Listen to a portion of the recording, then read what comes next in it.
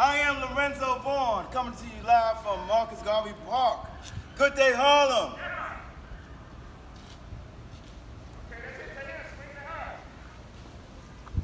I am Deborah Larissa. Good day, Harlem. And now, the big black man, A. Gregory Harris. Blacker than black can be, blackety black, the big black man. Good day, Harlem!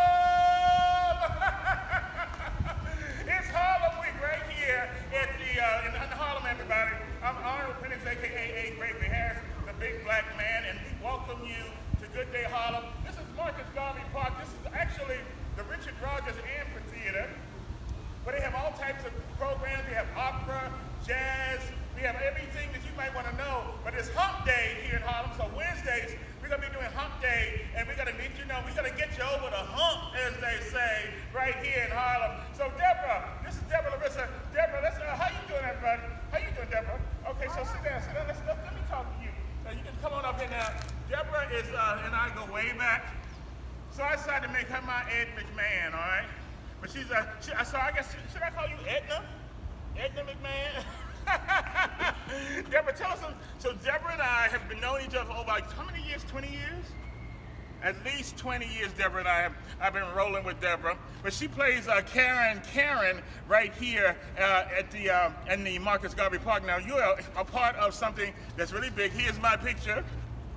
Harlemites, and all those who's watching all over the world. This is my picture right here, and I'm going to tell you, now we have something called Garvey Land of Black Stars. And what is that? Now, Marcus Garvey talked about the Black Star Line, which is a steamship in which he gave out stock to Harlemites at the turn of the 20th century. Now, for the 21st century, I'm Arnold Garvey, and I have all the same numbers. And for some of you who don't know me, I am a numerologist. And I was on KISS FM, I'm a New York radio personality. I'm also director of arts and culture for NAN Arts and Culture, NAN National Action Network. Hey everybody at NAN, thanks for watching. Okay, and here we are with Deborah. But Deborah and I go way back from NBC. Now, I met Deborah, how did I met you? I met you at a play, right? Suds. Suds, it was a whole play about a washing machine, and they did songs like Only the Lonely and all of that. What type of play was it, Deborah? It was like a musical comedy. A musical comedy, but anyway, I was a laugher. Let me tell y'all something. I made a living. You know, sometimes you wash dishes, you do whatever you got to do to be an actor. I was and am a professional laugher. You know what a professional laugher does? He goes to events and he laughs. So that's how I met Deborah. So one time I went to the play and I saw the play and I just thought it was funny, so I laughed, right? And then they said when I was leaving the theater, they said, "Can you come back? Can you come back and laugh? Come back and laugh." I said, "Really? You gonna pay me to laugh?" So I was paid to laugh. So let me show you how to just say anything. Well, just say anything. Where did you get that beautiful feathery hat?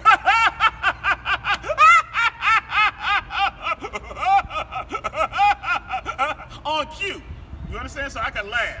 On cue. Now, Deborah, I always thought she looked like she reminded me of a young Jean Harlow for all you movie buffs out there. And of course, but now she's with me. So Deborah, tell us a little bit about yourself. So, you know, this is our first episode. We did a pilot.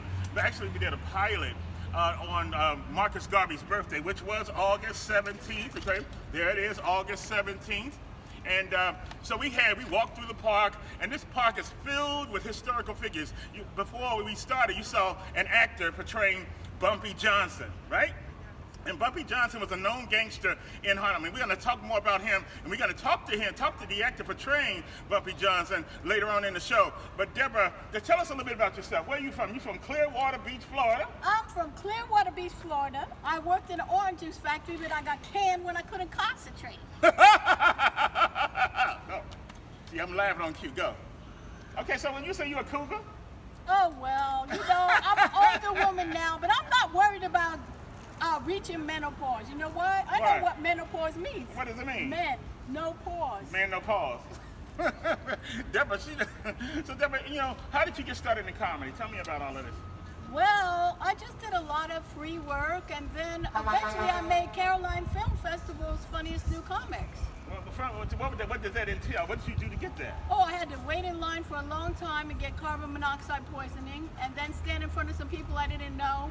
And I'm like, and I heard, well, they were criticizing me right in the middle of my set. The lady goes, I don't know about her. He goes, she's funny, I like her. And then I got $100 in the mail from Caroline, so I knew I made Caroline Film Festival's funniest new comic. Well, you know, you fit a type, like the dumb blonde type, but you're quite smart, quite educated, right? Yes. Most women who have blonde hair are very smart women. They play the dumb blonde thing in order to get things and reach their agendas. Is this true or not? Yeah, I believe that's true. I believe that's very true. You know, my mother prayed for blonde hair, blue-eyed twins, but she couldn't handle twins. So I came out with extra energy and well, I think wound up to enough. be I got a high IQ, 140, and I'm all about love, peace, and happiness. If it doesn't fit that, I'm not gonna do it. But just because she's blonde, don't mean she's done. She's smart. She got 140? 40 IQ? Mm-hmm. Is that, you smart, huh? Yeah, I hope I used all the points.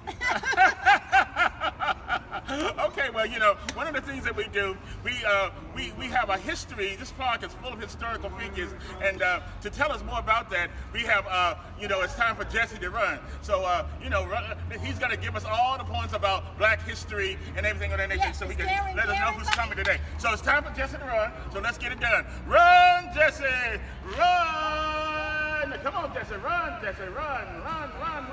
Jesse is our freedom runner. Run, Jesse, run, Jesse, run. He looked like Jesse too. Okay, whoa, Jesse, whoa. Come on, whoa. Eliminate the mystery with some black kids. Have a seat, Jesse. All right, okay, you look like you, okay, so Jesse Owens. You know anything about Jesse Owens? You're Lorenzo Vaughn. We know he's Lorenzo Vaughn, everybody. He already introduced himself. He's Lorenzo Vaughn, and Lorenzo Vaughn is the president of the NAM Performing Activist troupe. And but tell us a little bit about yourself, Lorenzo. But first, tell us about Jesse Owens, the man you're portraying. Jesse Owens, he was a track star. He was a track star.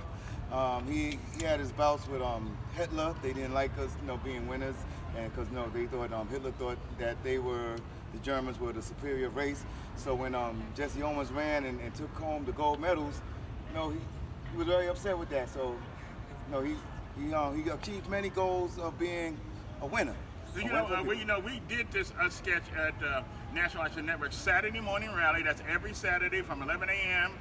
From 9 a.m. to 11 a.m. and Reverend Sharpton gives the keynote address. And we would do our Black History moment, and Jesse was born during that time. So what did you do? Just tell our Good Day Harlem Hump Day audience of how that ran at NAN. Basically, how it ran at NAN. We developed it. We came up with a thing because he worked with Jesse Jackson. Jesse Jackson. Yeah, that's Jesse right. Jackson. So it has a double meaning. Exactly. So we came up with Run Jesse Run, and then first I was doing like the Black Civil Rights moments, and then somebody took over that. So I wound up moving into spotlighting our Black inventors, and then Attorney Hardy was like, can Jesse switch it up a bit? So then I started doing Black entertainers, Black historical figures, and Black civil rights leaders. And that's how that kind of came about. So we started doing that about, 2019, somewhere in that. Right, before COVID, everybody, before COVID. And, you know, and that's how Garvey Land of Black Stars came about. Because we also wanted to do something with historical figures on each corner of Harlem, right? Oh yeah, we was trying to get that going on. We started in the dead of winter on West 116th Street, and we was trying to. It's going to be Karanga's Kwanzaa Land. Yeah, that too. Karanga's Kwanzaa Land. Yeah. And so we had Martin Luther King Boulevard. Martin Luther King Boulevard. We Malcolm got X Boulevard. Malcolm X Boulevard. Clayton Powell Boulevard. Frederick Douglass Boulevard. Way up until, I think. And we wanted all of them to come to life on each corner. But you know, so we won't look like we out there selling anything. I brought them all to Marcus Garvey Park because I am Arnold Garvey. And here in the park, we have Karen. And Karen, Deborah, AKA Deborah Larissa, is, you know, they call her, she's a caring Karen, everybody. She's a caring Karen. And we had decided to come up with a wonderful idea to keep the park clean of rodents. Tell us about your cat patrol, Karen. Well, I was really helping to give out sandwiches to the homeless, praying in the park, and just trying to do my civic duty, you know. And I said to Arnold, why not get a cat spot? So I said, all right, as Karen, I will get a cat spot. And I did. I love my cat spot. They're adorable cats. There's Hungry, Sleepy, not Dopey because he's smart like me. So like the 7 dwarfs? Loving and lazy, like the 7 dwarfs except 5 cats. 5 cats. So so you're recruiting cats. We always looking for new cats and everything of that nature. Yes. And we're always looking for new cats and everything. So I'm recruiting cats, but not Lazy. Lazy just No watches lazy the cats. other ones.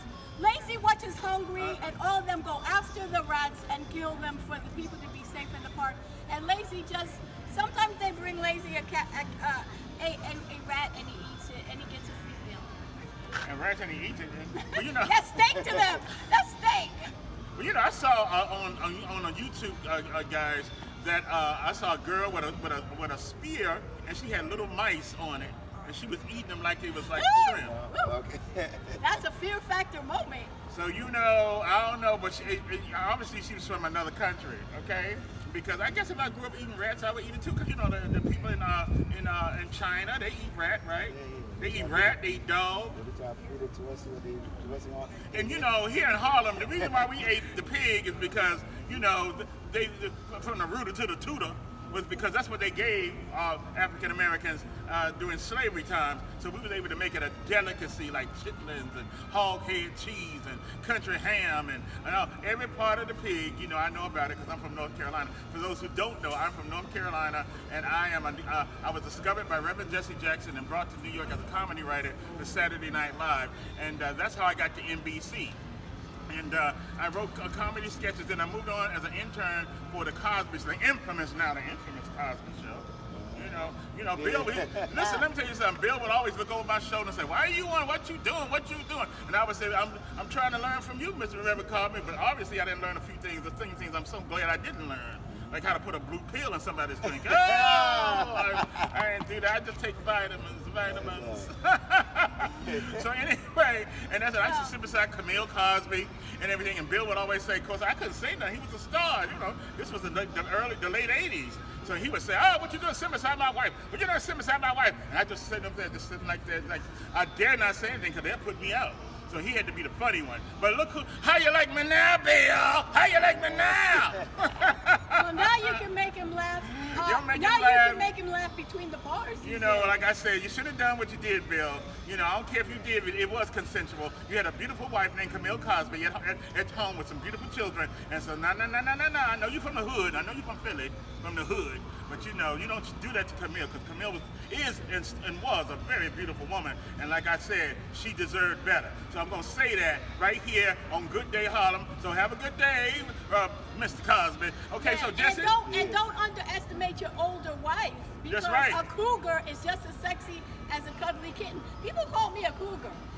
I'm not a cougar. A cougar will eat you for dinner. I'm more like a cuddly kitten. I'll make you dinner. So you make me dinner. Okay, and Deborah used to always bring me plates and meals and stuff like that. Yes, and do civil rights. I invited him up to Nan when I was at the Sean Bell doing civil rights, and they gave us Nan's Got Talent. And Exactly. We So did she House invited of me there, but I didn't Justice. stay when she invited me. I went down and ran out of there. But But we did I House just of didn't Justice. understand It's hilarious. until Obama became president. I said, well, let me go on and join a civil rights organization. And I've been there for 13 years, everybody. 13 years appointed by Reverend Dr. Al Sharpton as his director of arts and culture. So we're gonna. Yes. So that's and what about House of Justice? We the House filmed of Justice named by Jesse Jackson. And he played a judge, and I played a lawyer, and I wrote my comedy lines for the lawyer. You wrote your comedy lines for the judge, and it was hilarious. And it was hilarious. I think we still have the footage. So we've done a lot of things together, and this is the team right here for Good Day Harlem. So you're going to see us each hump day, and we're going to be talking about things happening in Harlem. So Jesse's going to go and find another, find out history. How we used to do it, I said, okay, Jesse, Nan Freedom Runner, get ready. Get ready. Okay, you got it. Okay, he would get his stuff together, and he's going to run and going to take us Black to the Future. And we have a website, Black to the Future, BLK2, the number 2, thefuture.com. That's BLK, the number 2, thefuture.com. So we're going to go Black to the Future and bring out our first guest, which is going to be Bumpy Johnson. Okay, Yes. So let's go get him, Jesse. Jesse, run, Jesse, run, Jesse. You got to run. You gonna run that way. No, right there, you gotta run down that way. You gotta get her. Wait a minute, I ain't see you run yet. Go come back, go get up here. No, I ain't see you to run yet. Okay, just stay right there. Right there. Get on the. You know how to get on the mark. Get on the mark. Run, Jesse, run. You playing Jesse Owens, boy. Shalom. Okay. Shalom. Okay, Jesse. I would say Jesse Owens, Nan Freedom Runner. Time to go black to the future. 400 years a slave in the home of the brave. So run, Jesse. Run for our freedom. And then I would say. Let him run. Come on back here, cameraman. Then I would say, black inventors, civil rights leaders, and entertainers will be spotlighted on this segment, and that's what we're getting ready to do. Okay, you got to go around and change the James, man. That's what you got to do. Okay, so that's what's going to happen. I know we kind of impromptu on everything, but we're going to get it together, y'all. But we're going to bring in our first guest artist for Harlem, and you know who that is, right? Bumpy Johnson, come on down here, and welcome to Bumpy Johnson. Where are you, Bumpy? Yeah. Come on down. It's your time to talk. And God knows he can talk, y'all. He can talk. Okay? He got a story to tell. Welcome to Good Day Harlem. How you doing, Bumpy? Come on over here. Come on down. Are we shaking hands and we fist bumping? It's COVID is still here, y'all. Okay. You know, we got to have a seat. You see Deborah right here, Deborah, you still gotta go? I'm all right. Oh, you're all right. Well, sometimes, she has to go, but she's okay. Is she okay? You're okay. So welcome to Good Day Harlem. How you doing? It's a pleasure to be here, and I thank God that I'm still alive. Okay, thank God you're still alive. But it's a good day. What's good about it? Tell us about what you were doing up there before the show started. Okay, I portrayed Bumpy Johnson. I did that on Broadway at the Visual Theater for a choreographer by the name of Ron Davis. Ron Davis? He was the first African American who actually owned a Broadway theater. It was in the 70s. That's when what part of Broadway? Bobby Brown Sugar was on at the amphitheater, and then Mum Insurance was at another theater at that time. And you said you was associated with Bubba and Brown Sugar. A friend of mine. A friend of yours. David Bryant, Cab Calloway, Eartha Kitt, Vivian Reed, and some other cast members. I can't remember. But you're definitely in the theater community, and we're here at the Richard Rogers Amphitheater, and Richard Rogers was known for writing wonderful shows with his partner Oscar Hammerstein. So Rogers and Hammerstein, ladies and gentlemen, Rogers and Hammerstein, and we're here in Harlem, and you're playing Bumpy Johnson. What is the significance of Bumpy Johnson for Harlem? Well, he was like looking at as a god, a Greek god at that time. He was like one who they admired. During that time, he would give out turkeys during the holidays, and he would help people with money and stuff. He was a well-known, respected gangster. And what made him a gangster? Because he did what to the community? He helped the community. He was like a Robin Hood. Okay, so what made him a gangster? Was it drugs or drug? He was into a little bit of everything. He was what you would call a Renaissance man. He was well educated, and he did things in the style. He did what they would call today. He had that flair, special flair. Well, you definitely have that special flair. You got on white wing tips. You got a pinstripe suit on. You got gel, and you got. I see you. So you are. I see the chain around your neck. Explain that. What's going on around your neck? Okay, this around here, I'm a Freemason, and of course I'm a Reverend also. Okay. So I'm an ordained. A lot of the ministers are Freemasons. Did you notice that that's part of the prerequisite to be a minister? No. To become a Mason, you have to be recommended and investigated, your character. You have to have good character. So they invited you to become a Freemason? Yes. So you don't apply to be a Freemason, you have to be invited. People look at your character. I was working in the First Baptist Church, and they saw my character to be upstanding, and I was approached by Eastern Star, and well, that's a female organization of that. Oh, I know it well. My mom was an Eastern Star. My daddy was, I guess, a Mason. You know, I'm a kid. I was playing with the hat, with the feathers and the tassel. And I walk around playing with the hat. You know, now I got my own hat. Y'all see my hat, yo? Got my own hat. Maybe you robbed the NBC peacock. The peacock, well, you know, I didn't rob. This is a Garvey hat, the plumes, and of course the word peacock is important, Deborah, because when you want to get someone's attention, they call it peacocking. Peacock. There you are. So I'm getting everybody's attention because I'm peacocking And you with the deserve Garvey it. plumes and everything of that nature. You Because deserve like it. this park is named after Marcus Garvey, and that's why I chose to do the summer shows here in Harlem for Good Day Harlem, because Garvey was, in my opinion, was one of the most important black men in the 21st century and and the 20th century. Okay, because he taught what? Black pride. And that's why you should come here any day of the week and do the Pride Walk through Marcus Garvey Park. We have a tower, we have the stage, we have all types of different things. A beautiful park, we have a swimming pool. So just when you're feeling low and you're feeling down, just get up, feel yourself with pride, breathe in, breathe out, and walk with pride all through the park. Just walk, walk, walk. Hold your head up. Be proud to be a man or a woman, especially if you're a black man and a black woman. But they're saying, but if the park is open for all people, as Karen would say, she got her cat squad and her cat patrol. Yes. And so, he was all about helping the community. He was out building the character of his people, Marcus Garvey was about, and everything of that nature. So that's what it was all about, building the character of his people. So definitely,